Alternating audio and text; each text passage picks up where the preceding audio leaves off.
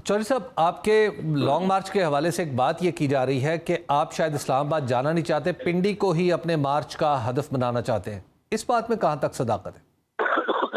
देखिए, हम तो असल में जो पाकिस्तान का इंटरेस्ट है ना, वो तो ये है कि लॉन्ग मार्च जो है वो ना हो और आपकी जो पॉलिटिकल इश्यूज हैं वो सेटल डाउन हो मेज के ऊपर। अभी भी जो हो रहा है, जो पाकिस्तान की इकोनॉमी का हाल है, जो एक इंस्टेबिलिटी है पूरे मुल्क में, हम चाहे किसी भी जमात से कोई ताल्लुक हो, इस पे कंसेंसस होगा कि एक बहुत जो है पुरमुश्तगी की कैफियत है। एक लोग हिजान में है, लोगों को अनसर्टिनिटी है, लोगों को पता नहीं है क्या होने जा रहा है, कैसे नहीं होने जा रहा। तो ये रजीम चेंज के नतीजे में जो पाकिस्तान की बुनियादों को इस वक्त जो है हिला दिया गया है, हमारी इकोनॉमी बेड़ा गर्क हो गया है। असूलन तो हमें लॉन्ग मार्चेस के बजाय चीजें सेटल डाउन करनी चाहिए, बट अनफॉर्चुनेटली मुझे नवाज शरीफ हैं, शहबाज शरीफ हैं, जरदारी हैं, इनका कोई इंटरेस्ट नहीं है पाकिस्तान में। इन्होंने अपने बच्चे, जायदादें, हर चीज पाकिस्तान से बाहर ले गए हैं और सिवाय यहाँ पे हुकूमत करने के इनका इससे बड़ा इंटरेस्ट है नहीं, लिहाजा ये सारे मामलात हो रहे हैं। तो चौधरी साहब, आपकी पार्टी में भी ऐसे लोग हैं, दूसरी तरफ आपके मुखालिफिन में भी ऐसे लोग मौजूद हैं जिनका राब्ता हो सकता है। आप बजाते खुद एक सियासी ख़ानदान से ताल्लुक़ रखते हैं, आपके बड़े वसी राब्ते हैं, तो इन राब्तों को इस्तेमाल में क्यों नहीं लाया जा रहा? नहीं, राब्तों को इस्तेमाल में लाए थे, बात भी हुई और बात होती भी रहती है, लेकिन मुझे ये लॉजिक को प्रॉब्लम ये है कि वो कहते हैं देखे, हमें पता है इलेक्शन होंगे, हम इलेक्शन हार जाएंगे तो हम इलेक्शन क्यों कराएं। अब आप मुझे बताएं, ये लॉजिक जो है इसके ऊपर क्या डिस्कशन है।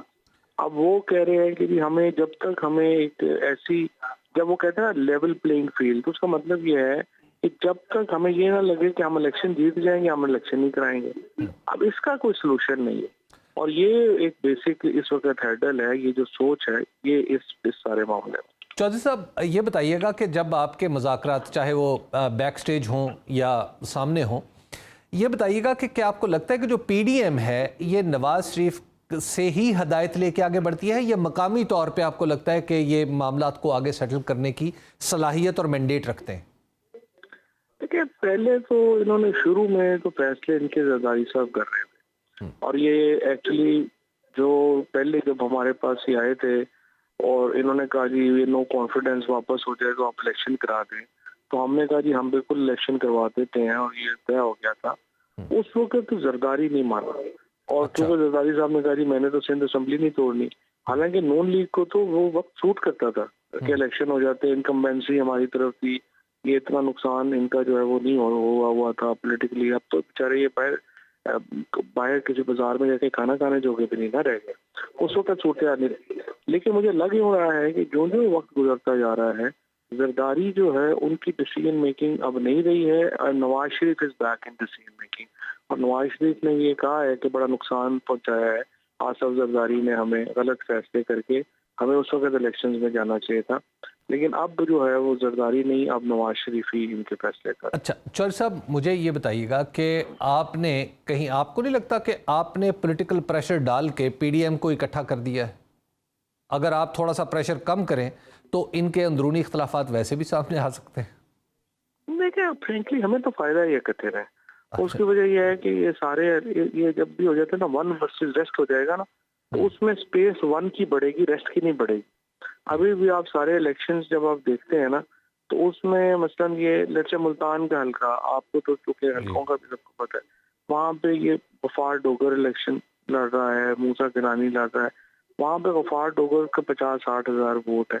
अब जब वो इलेक्शन लड़ा है तो इसका मतलब ये है कि जब शाह साहब लड़ेंगे और ये एक लड़ेंगे तो वो शाह साहब को एडवांटेज हो जाएगा और उनका जो वोट है वो आपस में कट जाएगा। तो तमाम जगहों के ऊपर जहाँ पे ये लोग इकट्ठे होकर इलेक्शन लड़ेंगे, वहाँ पे जो जमातों की नफरतें हैं वो भी जो है वो ऊपर आ जाएंगी। तो ये इलेक्शन ये एक्चुअली हमें ये बुरा नहीं है formula one versus rest. Chaudhary साहब, आपके लॉन्ग मार्च के हवाले से एक बात ये की जा रही है कि आप शायद इस्लामाबाद जाना नहीं चाहते, पिंडी को ही अपने मार्च का हदफ बनाना चाहते हैं। इस बात में कहाँ तक सदाकत है? देखिए, हम तो असल में जो पाकिस्तान का इंटरेस्ट है ना, वो तो ये है कि लॉन्ग मार्च जो है वो ना हो और आपकी जो पॉलिटिकल इश्यूज हैं वो सेटल डाउन हो मेज के ऊपर। अभी भी जो हो रहा है, जो पाकिस्तान की इकोनॉमी का हाल है, जो एक इंस्टेबिलिटी है, पूरे मुल्क में हम चाहे किसी भी जमात से कोई ताल्लुक हो, इस पे कंसेंसस होगा कि एक बहुत जो है परमुश्तगी की कैफियत है। एक लोग हिजान में है, लोगों को अनसर्टेनिटी है, लोगों को पता नहीं है क्या होने जा रहा है, कैसे नहीं होने जा रहा। तो ये रजीम चेंज के नतीजे में जो पाकिस्तान की बुनियादों को इस वक्त जो है हिला दिया गया है, हमारी इकोनॉमी बेड़ा गर्क हो गया है। असूलन तो हमें लॉन्ग मार्चेस के बजाय चीजें सेटल डाउन करनी चाहिए, बट अनफॉर्चुनेटली नवाज शरीफ हैं, शहबाज शरीफ हैं, जरदारी हैं, इनका कोई इंटरेस्ट नहीं है पाकिस्तान में। इन्होंने अपने बच्चे, जायदादें, हर चीज पाकिस्तान से बाहर ले गए हैं और सिवाय यहाँ पे हुकूमत करने के इनका इससे बड़ा इंटरेस्ट है नहीं, लिहाजा ये सारे मामलात हो रहे हैं। तो चौधरी साहब, आपकी पार्टी में भी ऐसे लोग हैं, दूसरी तरफ आपके मुखालिफिन में भी ऐसे लोग मौजूद हैं जिनका राब्ता हो सकता है। आप बजाते खुद एक सियासी ख़ानदान से ताल्लुक़ रखते हैं, आपके बड़े वसी राब्ते हैं, तो इन राब्तों को इस्तेमाल में क्यों नहीं लाया जा रहा? नहीं, राब्तों को इस्तेमाल में लाए थे, बात भी हुई और बात होती ही रहती है, लेकिन मुझे ये लॉजिक को प्रॉब्लम ये है कि वो कहते हैं देखे हमें पता है इलेक्शन होंगे, हम इलेक्शन हार जाएंगे तो हम इलेक्शन क्यों कराएं। अब आप मुझे बताएं ये लॉजिक जो है इसके ऊपर क्या डिस्कशन है।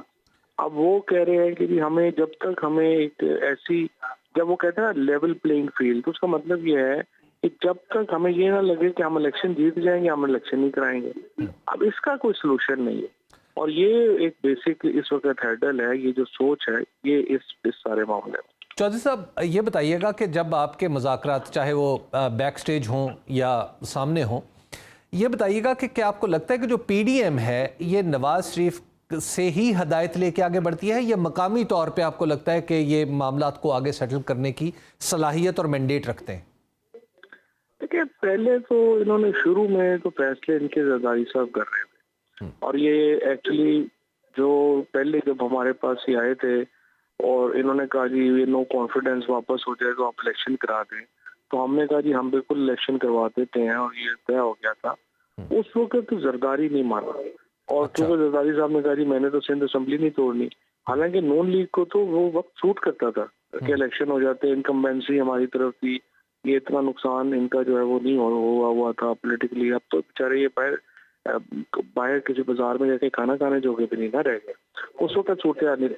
लेकिन मुझे लग यूं रहा है कि जो जो वक्त गुजरता जा रहा है, जरदारी जो है उनकी डिसीजन मेकिंग अब नहीं रही है और Nawaz Sharif is back in decision making. और नवाज शरीफ ने ये कहा है कि बड़ा नुकसान पहुंचाया है आसफ जरदारी ने हमें, गलत फैसले करके हमें उस वक्त इलेक्शंस में जाना चाहिए था, लेकिन अब जो है वो जरदारी नहीं, अब नवाज शरीफ ही इनके फैसले कर। अच्छा चौधरी साहब, मुझे ये बताइएगा कि आपने कहीं, आपको नहीं लगता कि आपने पॉलिटिकल प्रेशर डाल के PDM को इकट्ठा कर दिया है? अगर आप थोड़ा सा प्रेशर कम करें तो इनके अंदरूनी इख्तलाफात वैसे भी सामने आ सकते हैं। देखिए, फ्रेंकली हमें तो फायदा ही इकट्ठे रहे। उसकी वजह यह है कि ये सारे ये जब भी हो जाते हैं ना, वन वर्सेस रेस्ट हो जाएगा ना, तो उसमें स्पेस वन की बढ़ेगी, रेस्ट की नहीं बढ़ेगी। अभी भी आप सारे इलेक्शंस जब आप देखते हैं ना, तो उसमें मसलन ये लेट्स से मुल्तान का हल्का, आपको तो चूंकि हल्कों का भी सबको पता है, वहाँ पे ये गफार डोगर इलेक्शन लड़ रहा है, मूसा गिलानी लड़ रहा है, वहाँ पे गफार डोगर का 50-60 हज़ार वोट है। अब जब वो इलेक्शन लड़ा है तो इसका मतलब ये है कि जब शाह साहब लड़ेंगे और ये एक लड़ेंगे तो वो शाह साहब को एडवांटेज हो जाएगा और उनका जो वोट है वो आपस में कट जाएगा। तो तमाम जगहों के ऊपर जहाँ पे ये लोग इकट्ठे होकर इलेक्शन लड़ेंगे, वहाँ पे जो जमातों की नफरतें हैं वो भी जो है वो ऊपर आ जाएंगी। फिर ये इलेक्शन ये एक्चुअली हमें ये बुरा नहीं है फॉर्मूला वन वर्सेस रेस्ट।